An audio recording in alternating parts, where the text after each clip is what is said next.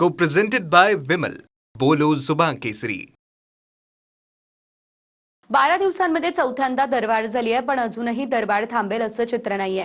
राहुल गांधींनी आर्थिक वादळ येईल असा इशारा दिलाय, तर पेट्रोल 150 पर्यंत जाईल असं काँग्रेसचे नेते म्हणतायत. या संदर्भातला हा रिपोर्ट बघूयात.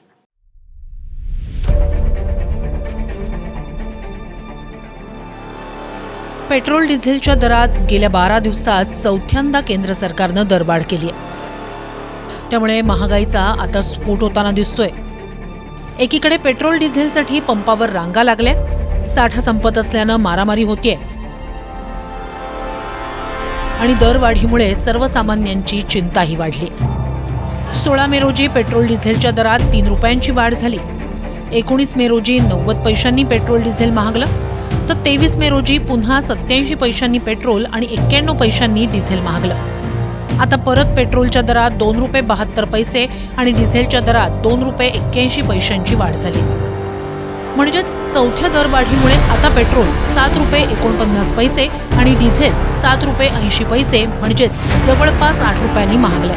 आता 1 लिटर पेट्रोलसाठी मुंबईत 111 रुपये 21 पैसे तर डिझेलसाठी 97 रुपये 83 पैसे मोजावे लागतात. याशिवाय 7 मार्चला घरगुती सिलेंडरच्या दरात एकाच वेळी तब्बल 60 रुपयांची वाढ झाली आहे. म्हणजेच एका सिलेंडरसाठी 923 रुपये मोजावे लागतात. सीएनजीच्या दरातही 14 मे रोजी 2 रुपयांची वाढ झाली आहे. सीएनजीचा दर 84 रुपये प्रति किलो इतका झालाय.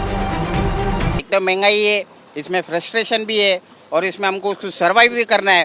और इसमें क्या बोलते हैं, बड़ा बड़ा जो लोग देते हैं, जो प्रॉमिसेस देते हैं, वो तो बिल्कुल होता नहीं है. सामान्य नागरिकांनी तर मरूनच जावावे. आता सगळंच महाग होतंय, काहीच नाही करू शकत आता आम्ही सामान्य लोक. त्यांचा विचार करून रेट वाढवायला पाहिजे. रेट सगळ्यांना परवडत नाही. काहींच्या खिशाला परवडत असेल, पण सगळ्यांना मोस्ट ऑफ द जनतेला नाही परवडत. जनता ही एवढी त्रस्त झालेली आहे, यामुळे त्या महागाईमुळे त्यांचं कमळलं मुळल्यासारखं झालेलं आहे. चौथ्यांदा पेट्रोल डिझेलमध्ये वाढ झाल्यानंतर विरोधी पक्षनेते राहुल गांधी यांनी महंगाई मॅन असं म्हणत पंतप्रधान मोदींवर निशाणा साधला. महंगाई मॅन, मोदींचा पुन्हा हल्ला. पेट्रोल डिझेलच्या दरात हफ्त्यांमध्ये वाढ यासाठीच होत आहे कारण शांतपणे खिशाला कात्री लागत राहील. मी काही महिन्यांपासून आर्थिक तुफान येणार असं सांगतो आहे. मात्र मोदी नेहमीप्रमाणे निवडणुकीच्या प्रचारात व्यस्त होते आणि निवडणुका होताच पेट्रोल डिझेल 8 रुपयांनी महाग केलं. यापुढेही दरवाढ होतच राहील. महंगाई मॅनचं एकच काम आहे, निवडणुकीत वायदे आणि बाकी वेळ जनतेच्या खिशावर वार. इस वक्त यही कहूंगा कि जो पेट्रोल डीजल गैस के प्राइसेस बढ़े हैं उसके जिम्मेदार मोदी जी है. और जो पार्ले बिस्किट का एडवर्टाइजमेंट या चॉकलेट का जो करने गए हैं वो इससे दर्शाता है कि वो सीरियस नहीं है देश की इकोनॉमी को सुधारने का.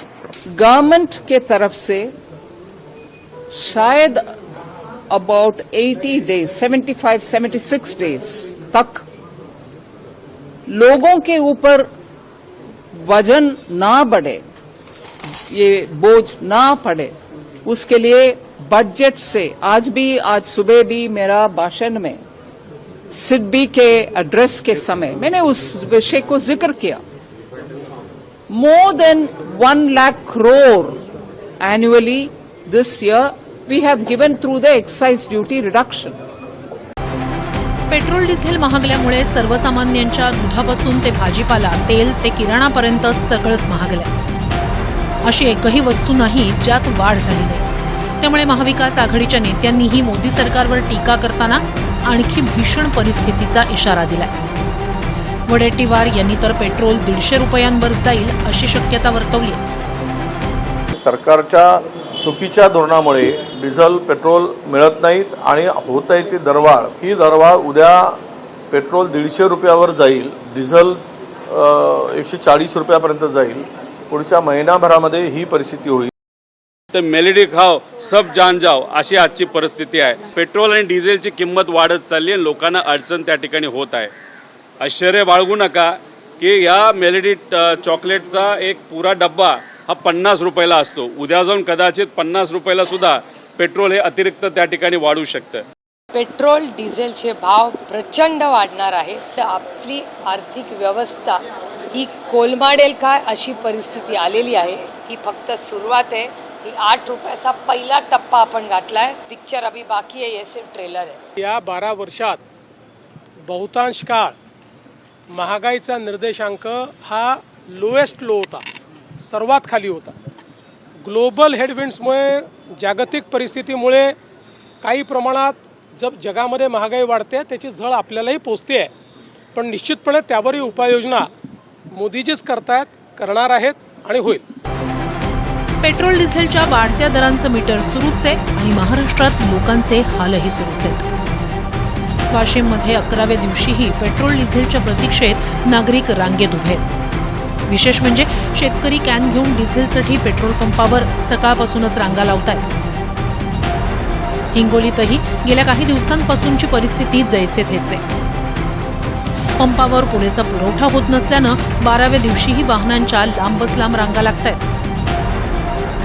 गडचिरोली जिल्ह्यात पेट्रोल डिझेलचा तुटवडा कायम आहे. सध्या काही पेट्रोल पंपांवर नो स्टॉकचे बोर्ड लागले.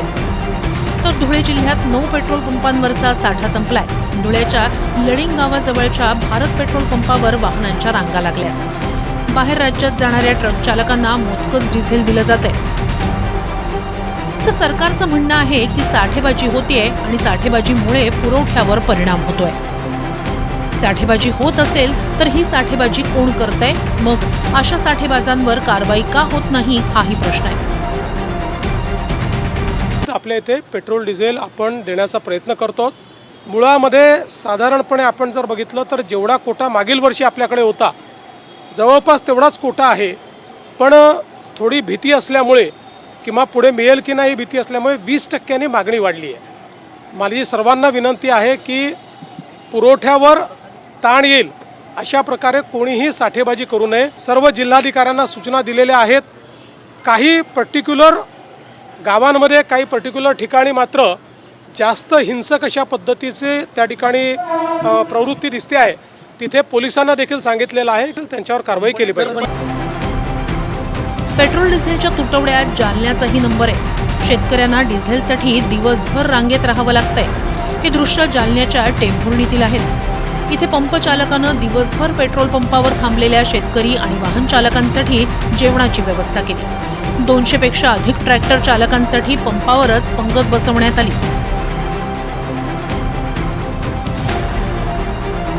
Bureau report TV9 Marathi.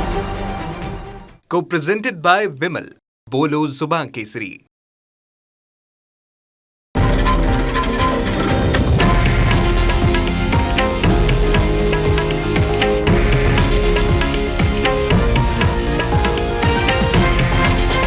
हे आहे देशातील नंबर 1 न्यूज नेटवर्क आणि आपण पाहत आहात TV9 मराठी, एकमेव.